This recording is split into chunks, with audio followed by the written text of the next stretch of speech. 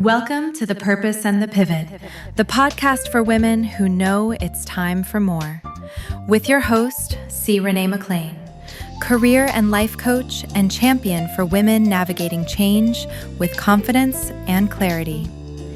Each week, we'll have real conversations about career moves, life transitions, mindset shifts, and the power of redefining your purpose at every stage of life. Whether you're pivoting professionally, personally, or both, this is your space for guidance, growth, and grounded support. Let's dive in. Welcome to The Purpose and the Pivot. Today's episode is Reinvention has no expiration date. Let's get into it. Yes. You know, one of the biggest lies we're told is that if we haven't figured it out by a certain age, we've missed our window. That reinvention is only for your 20s or early 30s. But history tells a very different story. Some of the most impactful women didn't pivot early. They pivoted when life required it or when clarity finally met courage. Take Vera Wang, for instance. She didn't enter fashion until she was 40. Yes, 40.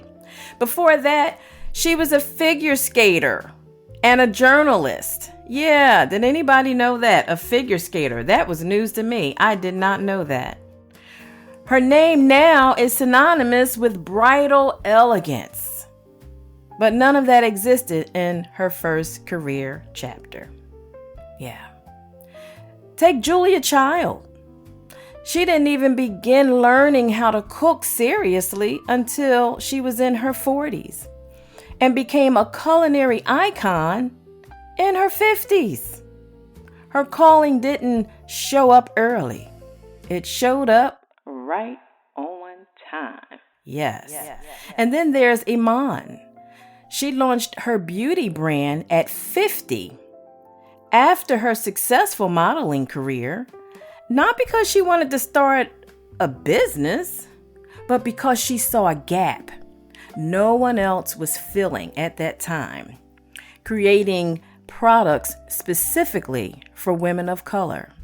So you see, reinvention often starts with awareness. And then let's talk about Grandma Moses. She began painting at 78 and went on to become one of America's most celebrated folk artists. Let that sit with you for a moment. 78. Yes, 78. Oh, yes. Other men and women who reinvented themselves include Toni Morrison. She published her first novel at age 39 and gained major recognition in her 40s. And she later became a Nobel Prize in Literature winner, in 1993. Queen Latifah, she transitioned from rapper to actress, producer, and then talk show host in her 40s. Angela Bassett, one of my very favorite actresses. She achieved major career breakthrough and sustained leading roles in her 40s and then beyond. Reinvented what longevity looks like in Hollywood. Yes, she did. She reinvented what longevity looks like in Hollywood. And then here's a guy for you, Morgan Freeman. He struggled for years with small roles before becoming widely recognized in film and television. His breakout mainstream success came in his 50s. Yes, his 50s. Ariana Huffington, she founded the Huffington Post at age 55. And Oprah Winfrey.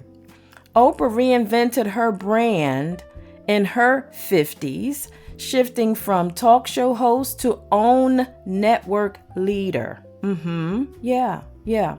And then there's Shonda Rhimes.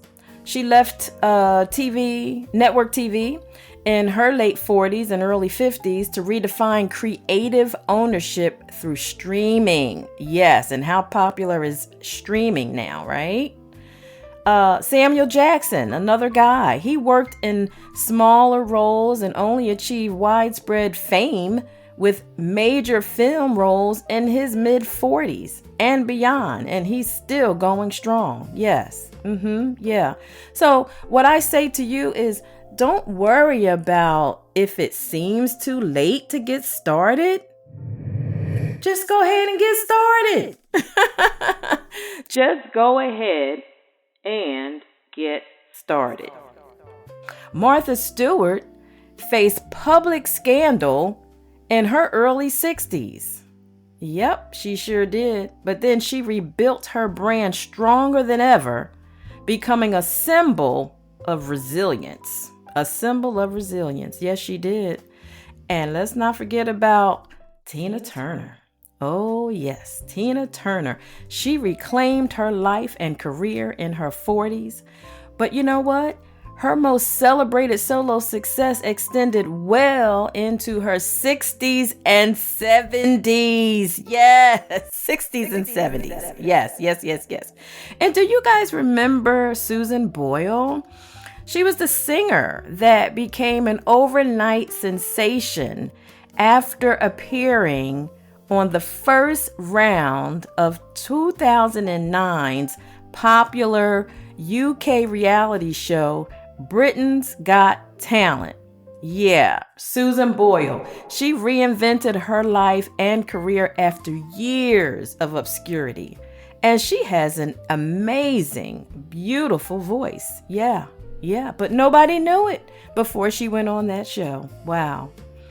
And then there's Laura Ingalls Wilder. She published Little House on the Prairie at age 65.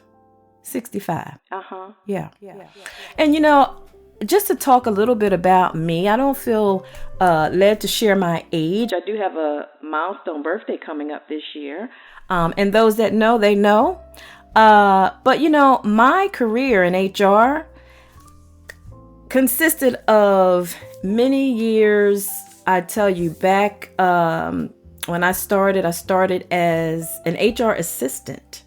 And then I moved into various functions within the HR industry, doing benefits, and I did some payroll and talent acquisition, or some call recruiting. And, it's interesting because I really, really loved recruiting. I saw that as a win-win situation for managers getting their positions filled, helping people get new jobs. But one thing I found myself doing was helping those candidates prepare for the interviews. And that's what helped me to pivot from recruiter to career and life coaching. And I absolutely love what I do now with the career coaching. And so that came later. I've been in human resources for years, but the coaching, that started, I don't know, maybe about 10, 15 years ago. So it came much later in my career, but I absolutely love it. So here's a common thread. None of these men or women reinvented themselves because it was trendy. They reinvented themselves because life shifted, clarity deepened, or purpose got louder. Yep. Purpose got louder. Yeah. If you're listening to this today and you are in your 40s or 50s or 60s or beyond, and you feel a little nudge saying, there's more for me, that is not restlessness. It's information. Or it may even be confirmation for some. Because I'm going to tell you something. Reinvention isn't about starting over.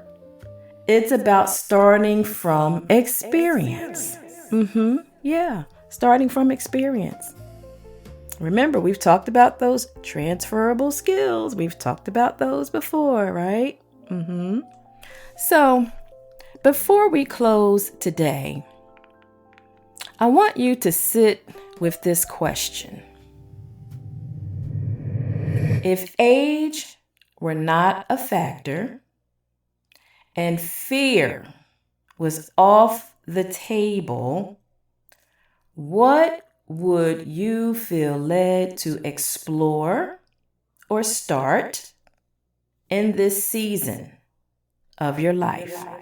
Regardless of where you are in your life, regardless of your age right now.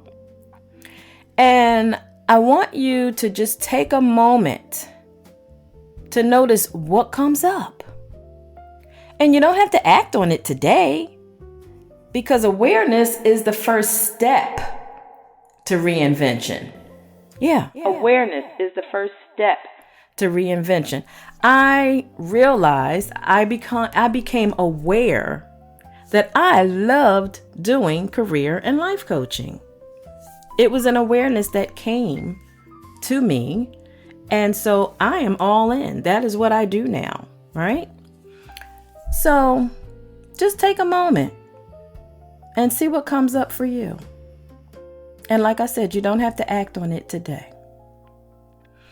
Now, it could be various things that may come up, and I'm not trying to give you any ideas, because you already have your ideas, I'm sure. But it could possibly be writing your first book. You may have been thinking about writing a book for years. You may have felt like you just didn't have the time to do it. Well, it might just be time. It might just be time for you to write that book. Yeah. It might be time for you to start an online business. Yeah. It might be time for you to move from corporate financial analyst or whatever your corporate job is to opening up a daycare center because you love pouring into children, perhaps. Or opening up a home health care agency because of what you have seen in the lives and the care of seniors. Who am I talking to?